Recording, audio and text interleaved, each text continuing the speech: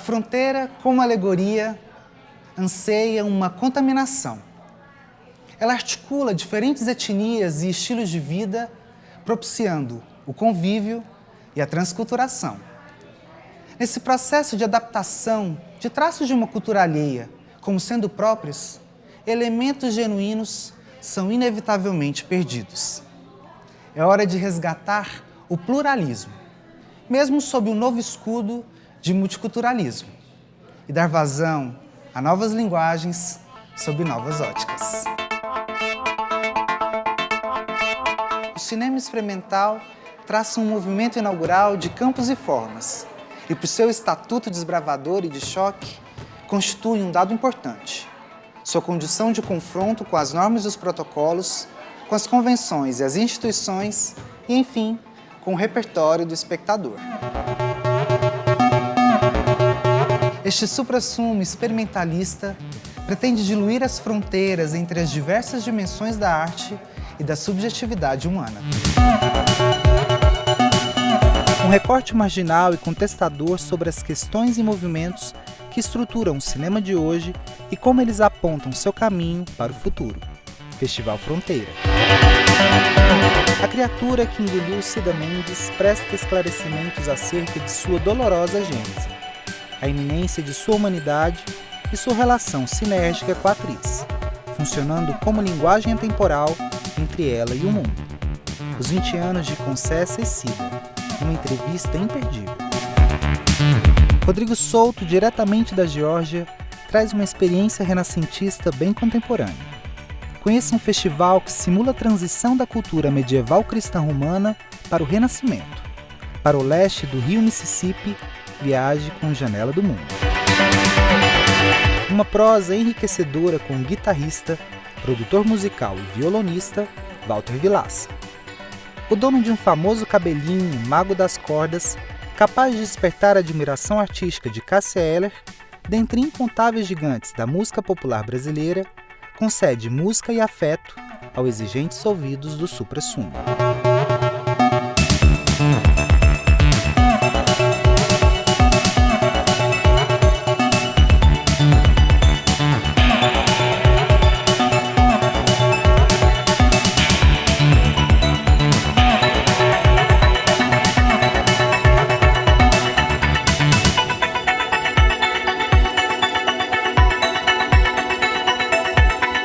Estar dentro do Fronteira eu acho importante, eu acho assim, uma honra, porque é uma coisa que sempre me interessou, a experimentação de linguagem, novas formas de contar um filme, né?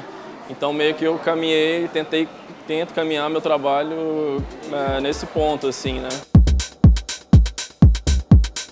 For me, it's interesting to be in this kind of festival, especially because I am making films that are not shown in a lot of places, because this festival is showing a lot of different films with different languages, but for me it's also different cinema languages.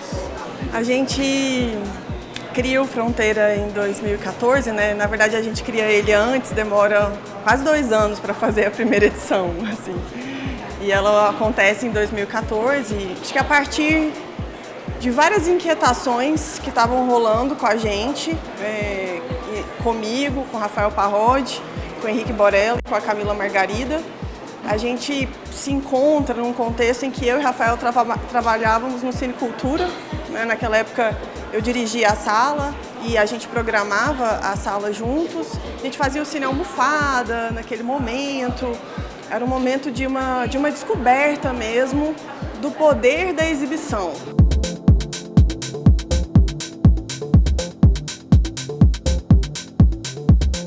Cinemas de rua de Goiânia foram desaparecendo ao longo desses anos todos. O Fronteira está desde a primeira edição, muito voltado para essas salas do centro, né, de rua. A gente tem esse desejo de ocupar essas salas e de discutir o papel dessas salas de cinema de rua. Então, no primeiro ano a gente teve no Cine Cultura, no segundo ano a gente teve no Cine Ouro e no terceiro ano a gente teve no Cine Hits. E agora a gente está ocupando aqui no Banana, que apesar de ser um shopping no centro da cidade, é um shopping popular, enfim, que dá todo um acesso para o público que os shoppings mais elitizados da cidade geralmente não dão.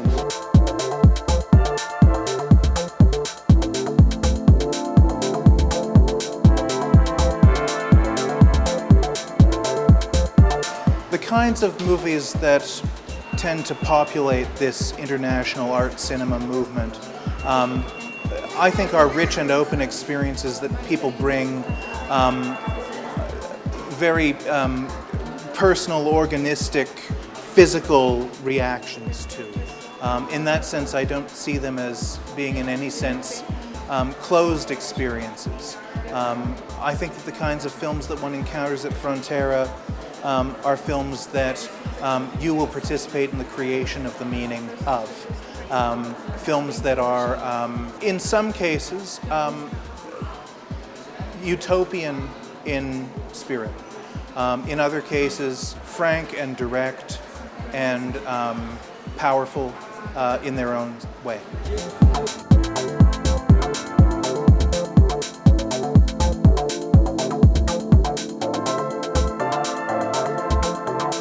Eu vou lá para a história fazer uns estudos, umas pesquisas numa linha de trabalho lá que me influenciou demais, chamada Fronteiras, Identidades, Culturas de Migração, que abriu a possibilidade de ver a história do Brasil dessa perspectiva. E aí eu comecei a perceber que a história do cinema também pode ser lida por uma outra perspectiva. Na verdade, toda a história da arte. A gente tem uma ideia de que o cinema brasileiro, a arte brasileira é atrasada com relação a outros processos de evolução em arte, né?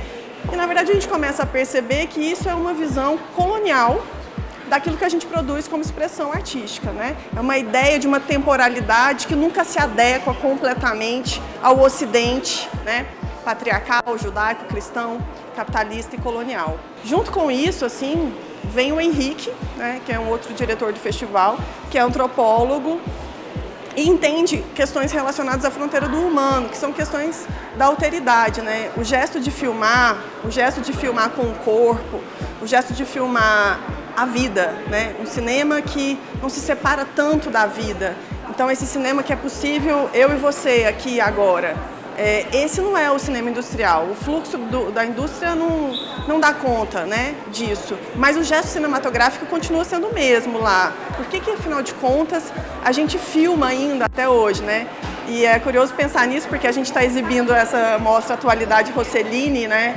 Que é a realização de um sonho do festival, né? O Rossellini é um cara que chegou um momento da vida dele que ele parou de filmar, porque ele já não achava mais possível filmar, né?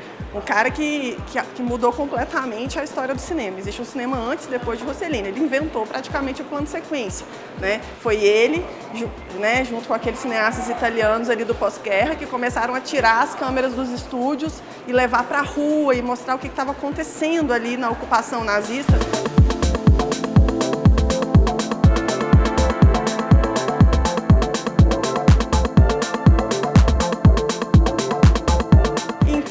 A gente elege mesmo outras tradições do cinema e a gente pode pensar o documentário como uma outra tradição, como uma outra maneira de olhar a história do cinema e assim também o cinema experimental, né? Embora no Brasil a tradição de cinema experimental não seja muito clara, quando a gente fala de cinema experimental aqui é meio difícil de entender porque não é uma tradição tão bem delineada. Quando a gente traz para a produção brasileira não é tão tranquilo de fazer essas análises, mas em relação ao contexto internacional já é bem mais possível observar a pertinência dessa questão toda do experimental, porque realmente desde que o festival surgiu em 2014, a gente recebe muitos filmes de cineastas experimentais ao redor do mundo, não só experimentais, também documentaristas, claro, né? Mas qualquer cineasta que se veja nessa fronteira, porque estar na fronteira é um pouco se ver ali, né? E acaba tecendo sua própria filosofia, sua própria teleologia da fronteira, né?